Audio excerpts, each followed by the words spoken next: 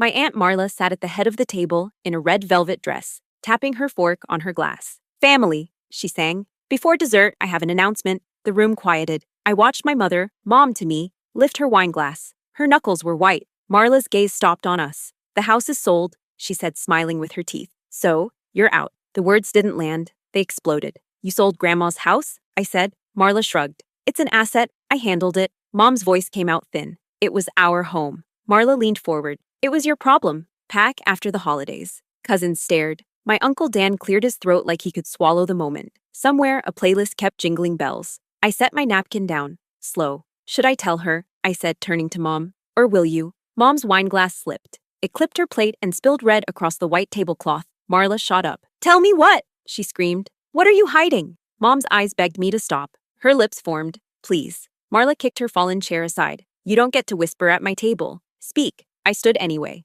"You want truth? Fine. You can't sell the house without." The doorbell rang. One sharp chime, then another. Longer. Dan half rose. "I'll get it." Mom grabbed my wrist under the table. Her nails dug in. "Don't," she breathed. Marla noticed. "Why not?" she snapped. "Who is it?" 3 heavy knocks followed. The ornaments on the tree trembled. Dan went, opened the door, and his voice floated back, strained. "Can I help you?" A deep voice answered, calm and official. "We're here regarding the property at 14 Willow Lane." Mom's face drained. Dan returned with 2 strangers behind him. One wore a dark coat and held a folder. The other had a sheriff's badge that caught the Christmas lights. "Evening," the folder man said. "Sorry to interrupt." Marla planted herself between them and the table. "This is private." The sheriff looked past Marla and fixed on Mom. "Ma'am, we need to speak with you." Mom stood so fast her chair scraped. "Not tonight." The folder man opened the folder. "We have a court order. We need to verify occupants and serve notice." Marla barked a laugh. "Serve notice to her. The house is sold. The sale is being contested," the folder man said. Marla's eyes widened. "Contested by who?"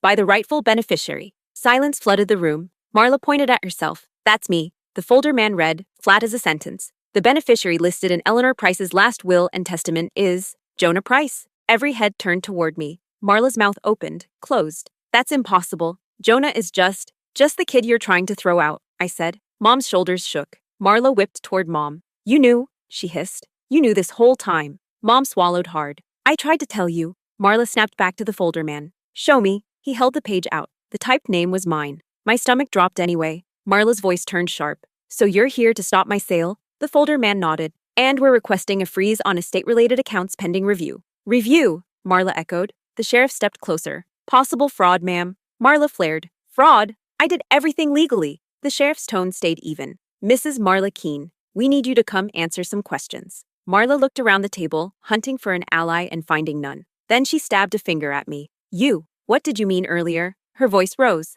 "Should I tell her or will you?" "Tell me what?" Mom made a small broken sound. Marla leaned over the table. "Say it. Say your secret." I looked at Mom. She stared at the wine stain. Finally, she whispered, "He's not my son." The room froze. My throat tightened. "Mom, what?" Marla's eyes widened. "Then whose is he?" Mom lifted her gaze to me, tears shining. "Jonah," she said. "You're Eleanor's." My breath vanished. Marla laughed once. Hi, cracked. "So that's the trick." I shook my head. "Grandma, my mother." Mom reached for me, trembling. "Please, just listen." The sheriff cleared his throat. "We can continue this at the station." Marla snapped. "No, not until I get the whole story." Mom's lips parted, and from the hallway, a soft knock came from inside the house, like someone had been standing there, listening. Marla's head snapped toward the hallway. "Dan, did you let someone else in?" Dan backed away from the door. "I only opened it for them." The knock came again, polite, like the person knew we couldn't ignore it. "Jonah?" A man's voice called from the hall, familiar but buried. "You're here." Mom went rigid. "No," she whispered.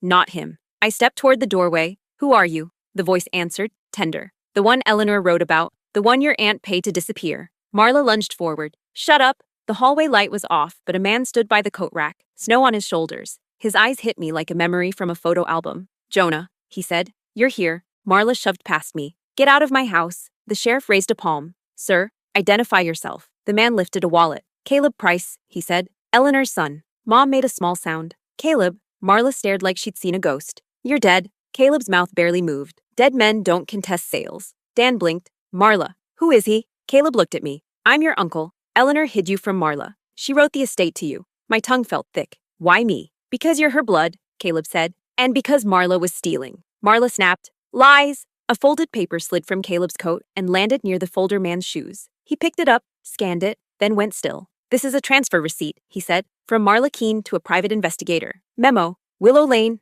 Caleb, final. The room cracked open. Marla's face twisted. Fake! The sheriff stepped closer. Ma'am, hands where I can see them. Mom grabbed my wrist under the table. Jonah, don't! Caleb pointed past the tree. Eleanor hid the original will under the floorboard where she wrapped gifts. Marla laughed, sharp. Go ahead, tear up the house. I dropped to my knees by Grandma's old rocker. Under the rug, a thin seam. I pressed. The board gave. Cold air leaked out. Dan whispered, Jesus! I pried it up, a metal box taped in plastic. Marla surged forward, screaming, but Dan caught her. She fought him, heels scraping. Open it, the folder man said. My hands shook as the latch popped. Papers. A small key. An envelope with my name in Grandma's handwriting. I tore it open. If Marla says the house is sold, run. My stomach turned to ice. Caleb leaned in. Keep going. The next page wasn't a will. It was a confession with dates and signatures. A photo of a baby bracelet. My bracelet. Jonah Price. I whispered. Born. December 25th. Mom's breath hitched. Christmas night. I looked up at her. Mom.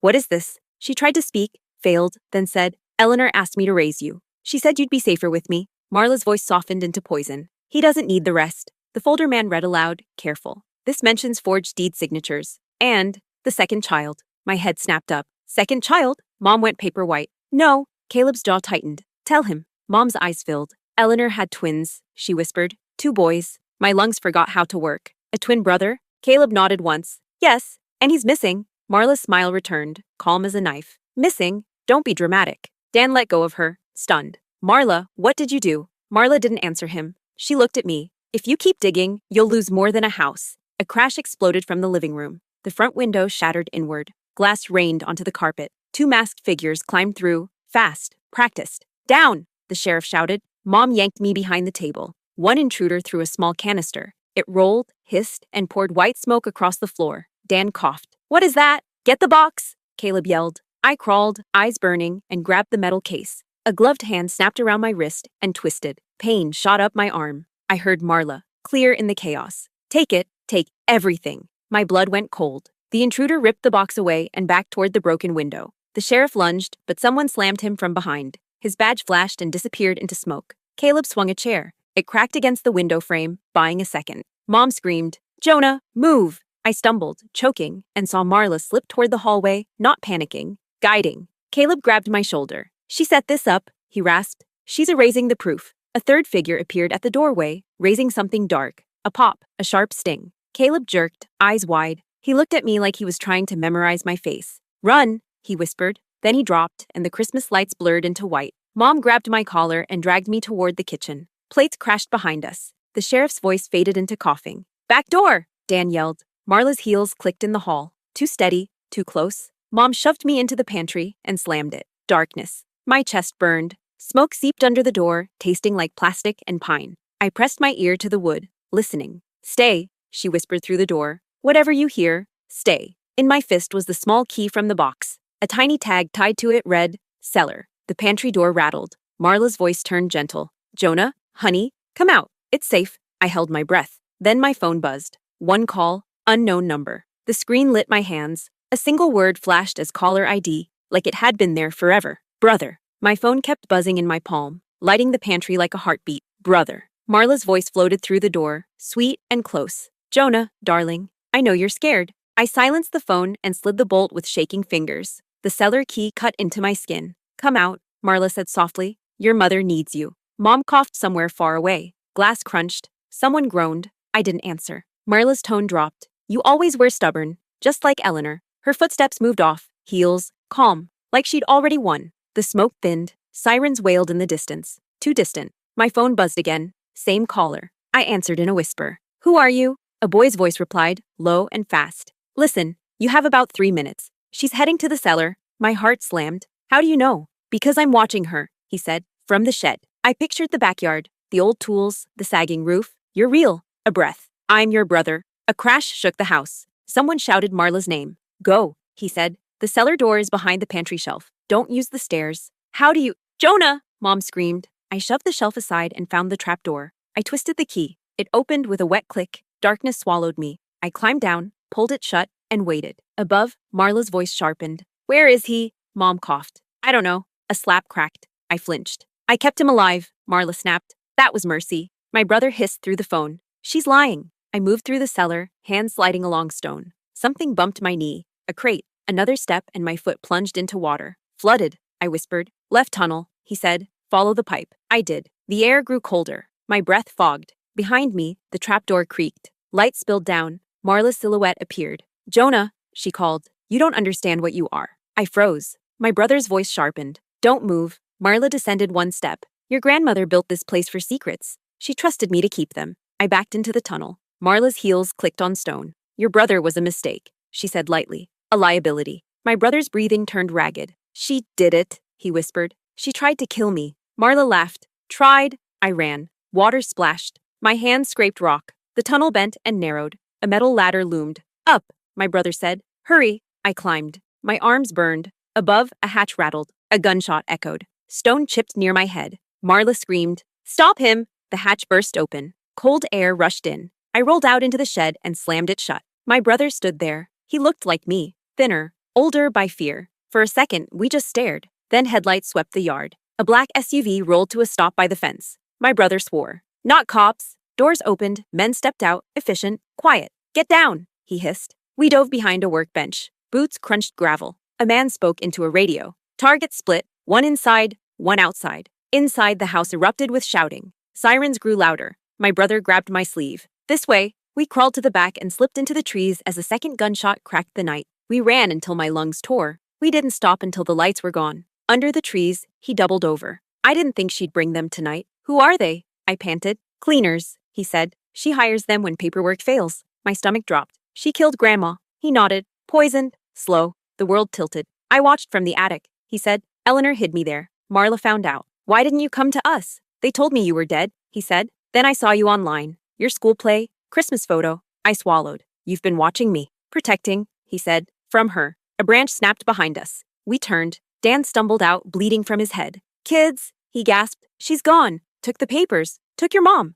My chest locked. What? She said it was a trade, Dan said. House for silence. Sirens wailed closer. Blue lights flashed through trees. My brother clenched his jaw. She's going to finish it. Where? I asked. Dan shook his head. She has a place. Lake Road. My brother straightened. I know it. I stared at him. We're not going after her. He met my eyes. She has mom. That settled it. We reached his car, hidden in brush. As he drove, my phone buzzed. A message from Marla. One photo. Mom, zip-tied, eyes swollen. Text below. Bring the key. Come alone. My brother laughed once, bitter. She thinks you're the only heir. I looked at the cellar key, still slick with water. What if I am? I said. He glanced at me. Then she's already lost. The car turned onto the highway. Behind us, the house burned bright with police lights. Ahead, the lake swallowed the moon. And my phone buzzed again. This time, a new message from an unknown contact. You're running out of time, Jonah. Eleanor's lawyer. The lake house waited at the end of the road. Lights off. Dock half swallowed by fog. Water slapped softly against wood, like it was breathing.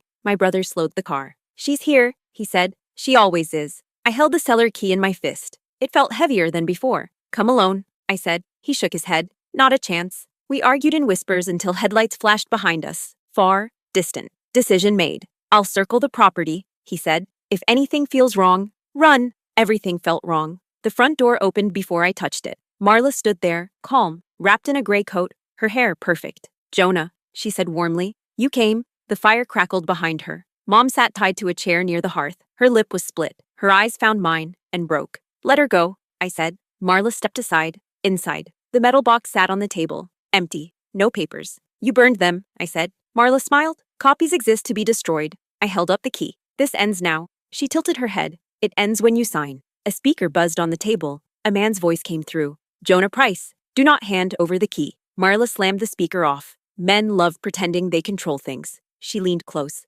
That key unlocks more than the cellar. It unlocks the trust. Sign, and she lives. Mom shook her head weakly. Jonah, no. I stared at the pen. My hand steadied. The window exploded. Glass burst inward. My brother rolled across the floor with Dan behind him. Police! Someone shouted outside. Marla screamed and reached for the gun by the fireplace. Dan tackled her. The gun fired once, hitting the ceiling. I rushed to Mom, tearing the ties. She collapsed against me, sobbing. Sirens howled closer. Marla laughed from the floor. Too late, she said calmly. She pressed a button on her phone. Outside, the dock detonated with a deep, hollow boom. Water surged. My brother froze. She destroyed the backup. Marla smiled up at me. No proof, no past. Officers flooded the room. Hands up, shouts. Marla was dragged away, still smiling. You think this is over? She called. It never is. Later, wrapped in blankets, we watched dawn creep across the lake. Fog lifted slowly, like it was revealing something it didn't want to. An officer approached. We recovered digital copies from a vehicle near the road, he said. She didn't erase everything. Marla screamed somewhere behind us. My brother let out a breath he'd been holding for years. They took her away. They said the case was closed. They said the house was mine. They said we were safe. That night, I lay in my old room. Same ceiling, same shadows, but sleep wouldn't come. The house creaked, pipes ticked, wind moved through walls that had learned too many secrets. My phone buzzed. One unread message. Unknown sender. No emoji, no number, just 6 words. Some secrets don't stay buried. I stared at the screen until it went dark. Down the hallway, something shifted. A floorboard creaked. I held my breath, listening, wondering what Eleanor had really hidden, and who else still knew.